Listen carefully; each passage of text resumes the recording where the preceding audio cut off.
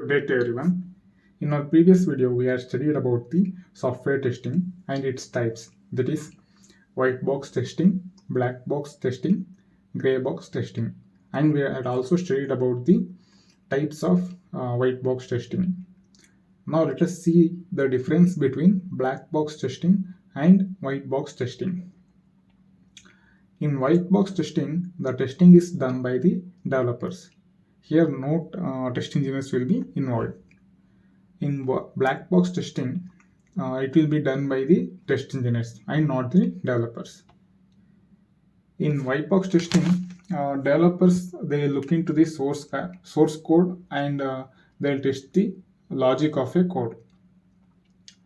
Developer will check each and every line of the code and he'll check for the defect.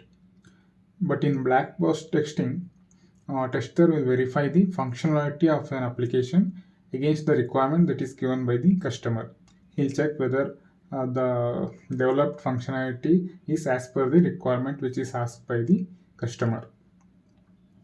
Next is should have knowledge of programming while doing the white box testing. He should have the knowledge of programming because he need to check the each and every line of the code. So he should have the knowledge of programming. For black box testing, he no need to have the knowledge of programming.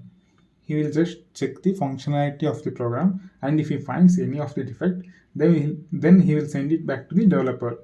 He will not correct it. So no programming knowledge is required to do the black box testing.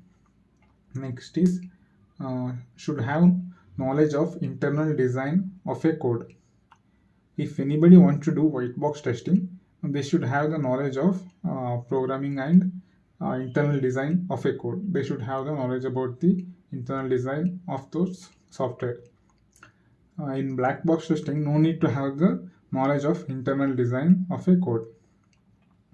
This is what the difference between black box testing and white box testing. Thank you for watching our video.